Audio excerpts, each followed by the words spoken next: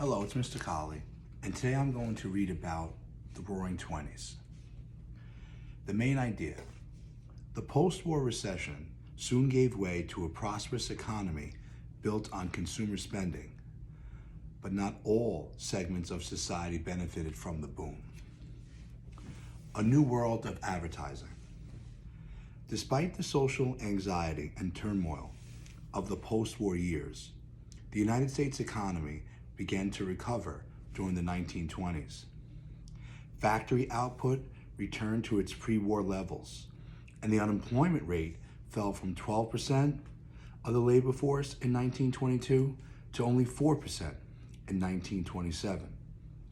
A good portion of the recovery was stimulated by a new consumer culture built on expanding middle class, continually encouraged to buy new products. Advertising boomed during the 1920s. Ad agencies developed effective ways to persuade Americans to buy many goods produced in the nation's factories.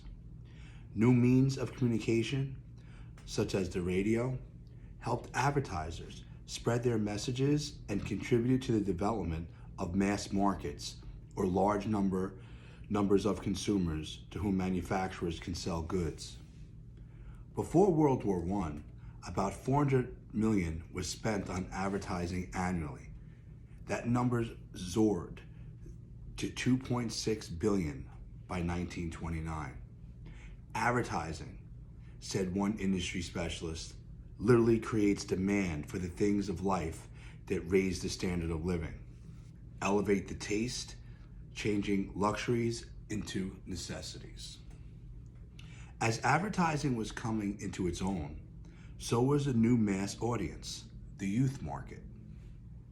The growing economy made households more secure, so fewer children were expected to work to help support the family. As a result, many young people had greater freedom and more leisure time. The teen years came to be seen as a distinct phase in the development of young Americans, and the youth culture became linked with seeking fun, excitement, and novelty. Appealing images of cars, cosmetics, motion pictures, fashions, and other attractions in advertisements gave young people ideas about how to have fun and where to spend their parents' money. Advertisers also focused on the growing number and variety of home products, including electrical appliances. The electrical industry started growing rapidly during the 1920s. By 1928, 2/3 of American families had electricity in their homes. This boosted the market for a host of appliances, from refrigerators and vacuum cleaners to electric irons and washing machines.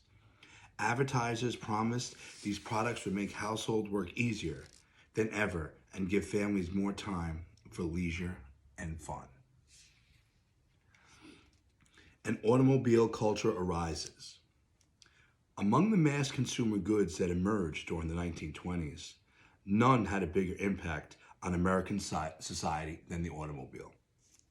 Cars became affordable to more and more Americans, thanks in large part to people like car maker Henry Ford.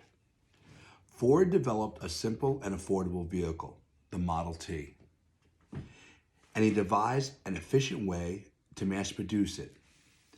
In his assembly line system, stationary workers each added a part to a vehicle as it moved along a conveyor belt. Ford's factories were soon turning out a car every 24 seconds, and millions of Americans were getting behind the wheel of the Model T Ford. Shocked industry leaders by paying his workers $5 a day, an unusually high rate for the time. But such wages ensured loyalty and limited turnover among his employees. Higher wages also pushed his factory workers into the middle class, and they in turn could afford to buy his cars. The Model T was popular, affordable, and practical, but not particularly attractive. The Ford Motor Company's lack of varied car models was an opportunity for its competitor, General Motors, GM, under the leadership of Alfred P. Sloan, introduced innovations that appealed to consumers, such as self-starters, fuel gauges, and reliable headlights. The constant flow of GM's new models and features led customers to want a fresh vehicle every few years. The General Motors Acceptance Corporation made it easy to acquire a car on credit, boosting profits for GM. As car sales increased, so did the need for good roads throughout the nation.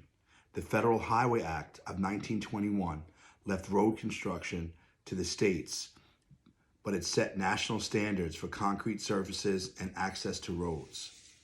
Gasoline taxes brought in revenues, enabling the state governments to build roads and highways. The national network of roads grew from 7,000 miles at the end of World War I to 50,000 miles by 1927, and more than 20 million cars drove on them. A new category of businesses popped up along the roads to cater to travelers. Motels offered overnight accommodations. Roadside restaurants provided food, and gas stations sold fuel and made car repairs. Even advertising companies got in on the scene, erecting billboards along the roadways to promote local goods and services. Other forms of transportation expanded as well during that decade. By 1927, there were more than 3 million trucks and buses on the road. Glenn Curtis, a champion bicycle racer, had made a tremendous advances in motorcycle technology. After one of his early models tested at more than 136 miles per hour, he gained a reputation as the fastest man on earth. Curtis wasn't content to stick with motorbikes, however. He also helped advance the field of aviation, developing airplanes and then setting increased distance records.